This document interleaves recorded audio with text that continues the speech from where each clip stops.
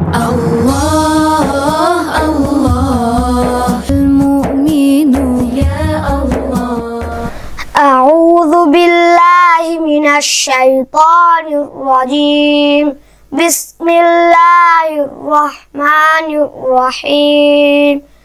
এই সুযোগে কোথা থেকে লক্ষাধিক মানুষ চিঠির মাধ্যমে বায়াত করে করে ইমাম হোসেনকে চিঠি পাঠালো যে মক্কা মদিনার লোকেরা যেহেতু আপনাকে মানছে, আপনি চলে আসেন কোথা থেকে, এখানে রাজধানী হবে, আপনার থেকে আমরা পরিপূর্ণ ইসলামী সুন্নাতভাবে ইসলামী খেলাফত আবার চালাবো।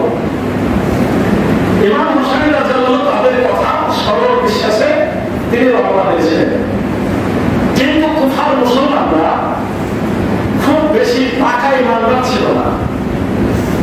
যখন ইয়াজিদ শুনল যে ইমাম হোসেন রাদিয়াল্লাহু রওনা হয়েছে কুফা থেকে, তখন নুমান ইবনে বশীর রাদিয়াল্লাহু আনহু তিনি ছিলেন কুফার গভর্নর, তিনি সাহাবী, তাকে দ্রুত সময় দিল।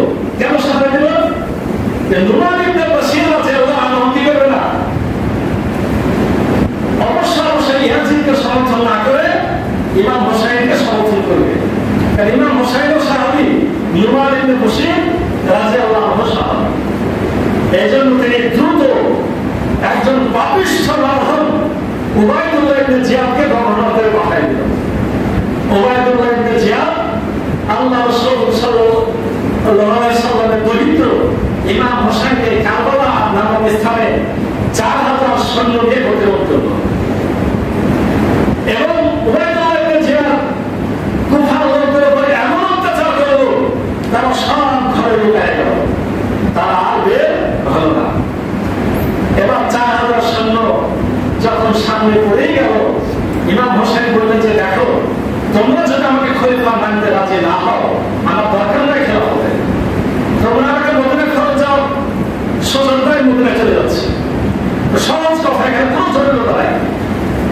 দ্বিতীয়ভাবে যদি তোমরা মদিনা যেতে নাও দাও, যে সমস্ত এলাকায় যুদ্ধ চলছে, এখন মুসলমানরা যুদ্ধ করছে, এমন এলাকায় যেতে দাও, আমি যুদ্ধ করতে করতে শহীদ হয়ে যাও।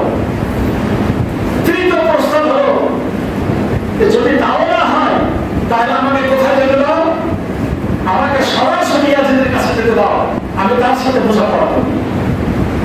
কিন্তু উবাইদুল্লাহ ইবনে জিয়াদ, এই যে নামটা আপনারা শুনতে পান, সিমানের নাম দুই ভাবে দুটো গেছে, সিমান ইবনে জাশম, আর একটা নাম হচ্ছে সিনান ইবনে নাখরি। এই দুইজনকে নিয়ে ইতিহাসে কখনো দুই রকম, একবার এই নাম একবার সে নাম বলা হয়। এমনকি ইমাম হোসেনের গর্দান শেষ পর্যন্ত কে বিচ্ছিন্ন করেছে, এটা সিমান ইবনে জাশম না সিনান ইবনে নাখরি, এ ব্যাপারে একটু মতভেদ আছে। এই সীমানার পরামর্শে উবাইদুল্লাহ ইবনে জিয়াদ কে বোঝানো হলো যে তুমি যদি আজকে এইভাবে ছেড়ে দাও ইমাম হোসেনকে, তাহলে কিন্তু তোমার পদোন্নতি হবে না। একেবারে 2 মিনিটের কথা হলো এই, তখন ইয়াজিদের এই গভর্নর উবাইদুল্লাহ ইবনে জিয়াদ ইমাম হোসেনের সাথে যুদ্ধ ঘোষণা করে। আপনার বাকি ইতিহাস জানেন, 4000 সৈন্যের সাথে ইমাম হোসেনের সৈন্য ছিল আপনার 30টা ছিল ঘোড়া, আর 40 জন ছিল পদাতিক। কজন? 70 জন। আর নারী শিশু মিলে ছিল 17 জন। তাদের মধ্যে 2 জন শহীদ হয়েছে, ওদিকে 70 জনই শহীদ হয়েছে। আর নারী শিশুর মধ্যে 2 জন, 72 জন শহীদ হয়েছে। আপনারা মনে করেন না 4000 সৈন্য লড়াই করেছে, চারদিক ঘিরে মনে হয় 72 জনকে একবার শেষ করেছে না, কাফেরদের 88 জনকে খতম করা হয়েছে। এখান থেকে কি শিক্ষা? মুসলমান যখন লড়াই করা শুরু করে, কমপক্ষে একজনকে মরবে, পারলে বেশি, যত করে বাহিনী হোক না কেন। ইমাম হোসেনের উপরে জোর করে যুদ্ধ চালিয়ে দেওয়া হয়েছিল, তিনি বাধ্য হয়েছিলেন যুদ্ধ করতে। তিনি রাত্রিবেলায় বৃহস্পতি মানে 10 মহরমের আগের 9 মহরমে সবাইকে বললেন যে দেখো, অবস্থা খুবই বিপত্তি, আমাদের পানি নাই, খাদ্য নাই, চতুর্দিক থেকে আমরা খেলা আছি, তোমাদের যাদের যাদের মন চাই তোমরা বিদায় নিতে পারো আমার কাছ থেকে। তারা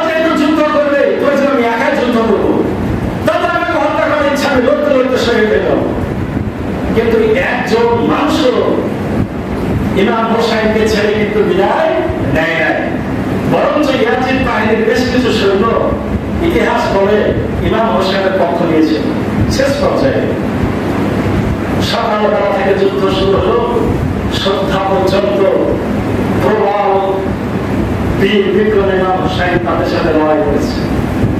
সর্বশেষ যারা দু একজন শহীদ হয়েছে, সর্বশেষ শহীদের তালিকাতেই ইমাম হোসেন রাদিয়াল্লাহু আনহু। ইমাম হোসেন রাদিয়াল্লাহু মাথাকে কেটে দিয়ে প্রথমে আপনার